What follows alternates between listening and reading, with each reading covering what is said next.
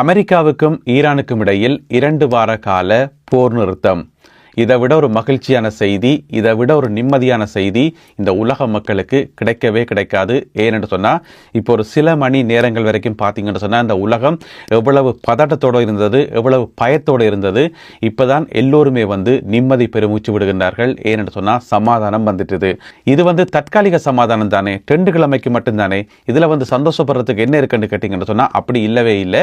இதுக்கு பின்னால் இன்னும் நிறைய ரகசியங்கள் இருக்குது. அதை பற்றி விரிவாக விளக்கமாக இந்த காணொலியில் பார்க்க போகிறோம். இந்த 39 நாள் போரில் அமெரிக்க ஜனாதிபதி டொனால்ட் ட்ரம்ப் அவர்கள் 2 முக்கியமான பாடங்களை கண்டிப்பாக கற்றிருப்பார். அவருடைய வாழ்க்கையில் மறக்கவே முடியாத 2 பாடங்களை அவர் கற்றிருப்பார். அது சம்பந்தமாகவும் பார்க்க இருக்கின்றோம். இந்த 39 நாள் போர் இந்த உலகத்துக்கு சொன்ன செய்தி ஒன்று இருக்குது. அந்த செய்தி என்னன்றதையும் விரிவாக பார்க்க போகின்றோம். முதல்ல அனைத்து மக்களுக்குமே மகிழ்ச்சி தான். எல்லோருக்குமே மகிழ்ச்சியும் நிம்மதியும். இந்த 39 நாட்களாக தடைப்பட்டிருந்த எத்தனையோ விஷயங்கள் இனி தடை இல்லாமல் நடக்க போகின்றன. அதில் மிக முக்கியமான விஷயம் போக்குவரத்து. அதிலே மிக முக்கியமானது விமான போக்குவரத்துகள். கடந்த 39 நாட்களாக என்ன நடந்ததுன்னு சொல்லி எங்கள் எல்லாருக்குமே தெரியும். எத்தனையோ வான் பரப்புகள் மூடப்பட்டிருந்தன, எத்தனையோ விமான பரப்புகள் ரத்து செய்யப்பட்டிருந்தன, விமான நிலையங்கள் மூடப்பட்டிருந்தன. மிக முக்கியமாக மத்திய கிழக்கு நாடுகளில் இனி எல்லாமே வளமைக்கு திரும்பும், எல்லாமே திறக்கப்படும். அதோட அந்த பாரசீக வளைகுடால 3200 கப்பல்கள், அதில் சிக்கியிருந்த 20,000 பணியாளர்கள் இனி எல்லோருமே வீடு திரும்புறதுக்கு இந்த சமாதானம், இந்த போர் நிறுத்தம் மிகவும் உதவியாக இருக்கும். எனவே உலகம் கொஞ்சம் கொஞ்சமாக வளமைக்கு திரும்புகிறது. அதில் பார்த்தீங்கன்னு சொன்னால் சர்வதேச ரீதியாக மசகு எண்ணெய், குருடோயிலினுடைய விலை உடனடியாக $20 வரைக்கும், இந்த போர் நிறுத்த அறிவிப்பு வந்த உடனே பார்த்தீங்கன்னு சொன்னால் $100க்கும் குறைவாக குறைந்திருக்கிறது. அது மிகப்பெரிய ஒரு முன்னேற்றம். அதே போல பங்கு சந்தையில் பார்த்தீங்கன்னு சொன்னால் சடுதியான மாற்றங்கள் வந்திருக்குது. தங்கம் வெள்ளியினுடைய விலைகள் அதிகரிச்சிருக்குது. இப்படியாக பல மாற்றங்கள் மக்களுடைய மனங்கள்ல இருந்து மார்க்கெட் வரைக்கும் எதிரொலிக்க ஆரம்பித்திருக்கின்றன. சரி, இந்த 39 நாள் போர்ல நாங்கள் கற்றுக்கொள்ள வேண்டிய பாடங்கள் என்ன, நாங்கள் தெரிஞ்சு கொள்ள வேண்டிய விஷயங்கள் என்ன? நாங்கள் முதலாவது தெரிஞ்சு கொள்ளணும் ஈரானியர்களுடைய வீரம். எவ்வளவோ பிரச்சனைகள், எவ்வளவோ தாக்குதல்கள், எவ்வளவோ அழிவுகள், எவ்வளவோ உயிரிழப்புகள், அவ்வளவு நடந்தும் கூட கொஞ்சம் கூட பயப்படாமல், துணிச்சலோட, தைரியத்தோட, விட்டு கொடுக்காமல் சாகரத்துக்கு நாங்கள் தயாராக இருக்கிறோம். அதில் ஒரு முக்கியமான வசனம் ஒன்று இருக்குது.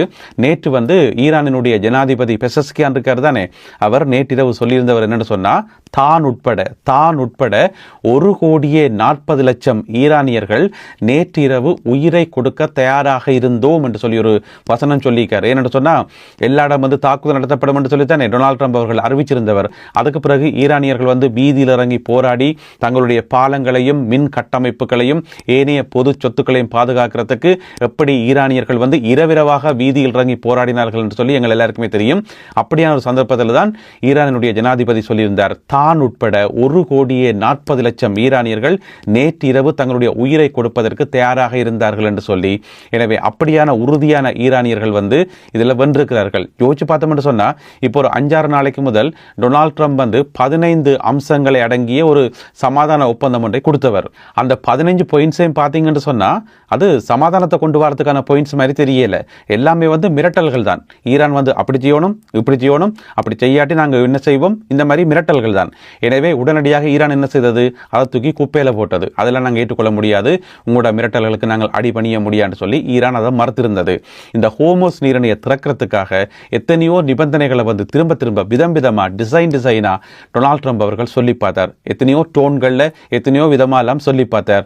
எதுக்குமே ஈரான் அசையவே இல்லை, எதுக்குமே மசிஞ்சு கொடுக்கவே இல்லை. அதனுடைய ஒரு உச்சகட்டமாக தான் நேற்று காலமாக சொன்னது.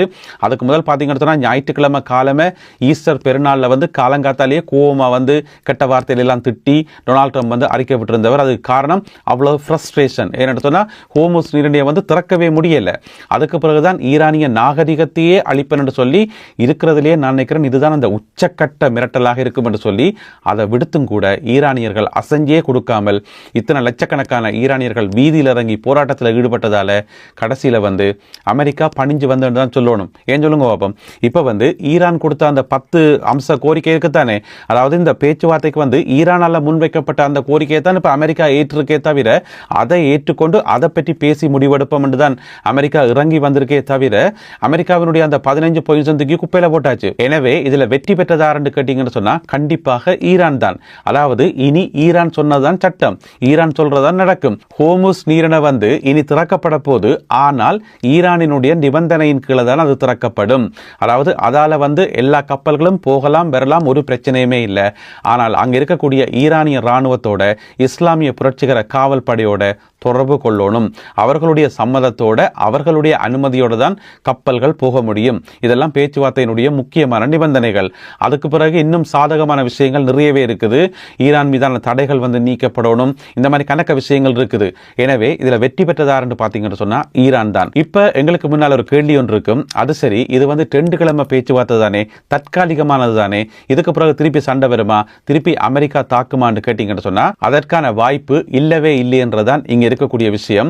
ஏன்னு சொன்னா இன்னொரு யுத்தத்துக்குள்ள குதிக்கிறதுக்கு டொனால்ட் ட்ரம்ப் அவர்கள் விரும்ப மாட்டார்.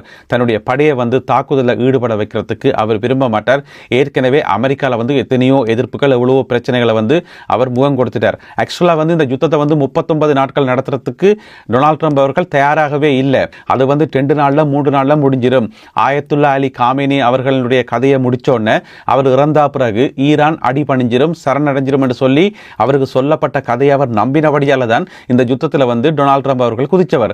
இது வந்து 39 நாட்களாக நீடிக்கும். இவ்வளவு பொருளாதார பிரச்சனைகளுக்கு முகம் கொடுக்க வேண்டி வரும், இவ்வளவு விமர்சனங்களை வந்து சந்திக்க வேண்டி வரும் என்று சொல்லி டொனால்ட் ட்ரம்ப் அவர்கள் கனவிலும் நினைச்சு பார்த்திருக்க மாட்டார். அதனால இனி ஈரான் மீது அமெரிக்கா போர் தொடுக்க மாட்டாது. இப்ப 2 கிழமை பேச்சுவார்த்தை தானே, அதுல பேசுன்னு பேசுறது அது சரிவரே இல்லையா? அதுக்கு பிறகு 4 கிழமை பேசுறது அதுவும் சரிவரே இல்லையா? 40 கிழமை பேசுறது, பேசிக்கொண்டே இருக்க வேண்டியதான். இனி பேச்சுவார்த்தை மூலம்தான் எதையும் சாதிக்கலாம். இப்ப ஈரான் என்ன சொல்லுது? நாங்கள் எதற்கும் தயாராக இருக்கின்றோம், ஆனா வாங்க பேசுங்க, முதல்ல மனுஷரா மதியுங்க, மதிச்சு ஒண்டா வடிவா சமமா நடத்தி பேச்சுவார்த்தை நடத்தினீங்கன்னு சொன்னா ஓகே. இப்ப கடந்த 39 நாட்களாக எத்தனையோ விரட்டியும் திறக்காத ஹோர்முஸ் நீரிணை ஒரே ஒரு சமாதானத்தின் மூலம் இப்ப திறந்துட்டு தானே. இப்ப சொல்லுங்க, ஈரான் சொன்னது நடந்திருக்கா? அமெரிக்கா சொன்னது நடந்திருக்கா? இப்ப எங்களுக்கு இன்னும் ஒரு கேள்வியும் பெறும். இந்த 2 கிழமை சமாதானத்தை பயன்படுத்தி அமெரிக்கா வந்து இன்னும் நிறைய படைகளை குவிச்சு இன்னும் நிறைய இடங்களை வந்து வேவு பார்த்து திருப்பி தாக்குதல்களை வந்து தீவிரப்படுத்துமான்னு கேட்டீங்கன்னு சொன்னா வாய்ப்பே இல்லை. ஏன்னு சொன்னா இந்த 2 கிழமை காலப்பகுதியில் அமெரிக்க படைகள் என்ன விதமான தயார்படுத்தல்கள் செய்கிறார்களோ இல்லையோ, ஈரான் அதை விட பயங்கரமான தயார்படுத்தல்களை அவர்கள் செய்வார்கள். ஞாயிற்றுக்கிழமை வந்து வெள்ளை மாளிகையில் அந்த ஈஸ்டர் தின நிகழ்ச்சி ஒன்று நடந்தது. அதில் வந்து கதைக்கும் போது பத்திரிகையாளரோட கதைக்குள்ள ஒரு வசனம் சொன்னவர், ஈரானியர்கள் வந்து நாங்கள் நிற்கிற மாதிரி இல்லை, ஒவ்வொரு இடத்தையும் வந்து அழிக்கப்படுற ஒவ்வொரு இடத்தையும் வந்து மிக வேகமாக அவர்கள் புனரமைக்கின்றார்கள், அந்த இழப்பை வந்து மிக வேகமாக ஈடுகட்டுகின்றார்கள், மிக வேகமாக தங்களை தயார்படுத்திக் கொள்கிறார்கள் என்று சொல்லி டொனால்ட் ட்ரம்ப் அவர்கள் தன்னுடைய வாயாலேயே சொல்லியிருந்தவர். எனவே இந்த 2 கிழமை டைம் என்றது ஈரானியர்களுக்கு நல்ல வடிவா காணும். இந்த இழந்த விஷயங்களை வந்து சரி செய்யறதுக்கு, திருப்பி புதுசா ஏவுகணைகளை உற்பத்தி செய்யறதுக்கு, படையை வந்து இன்னும் பலப்படுத்துறதுக்கு. எனவே அமெரிக்க தரப்புல வந்து படைகள் பலப்படுத்தப்படும் என்று சொன்னா ஈரானிய தரப்பிலும் படைகள் பலப்படுத்தப்படும். ரெண்டுமே வந்து ஒன்று கொண்டு குறைஞ்சதில்லை. எனவே திரும்ப ஒரு மோதல் வாரத்துக்கு வாய்ப்பு இல்லவே இல்லை என்று சொல்லலாம். பேச்சுவார்த்தைகள் வந்து தொடர்ந்து நடந்து கொண்டே இருக்கும். இந்த 39 நாள் போர்ல வந்து அமெரிக்க ஜனாதிபதி டொனால்ட் ட்ரம்ப் அவர்கள் 2 பாடங்கள் படிச்சிருப்பாருன்னு சொல்லி சொன்னதானே.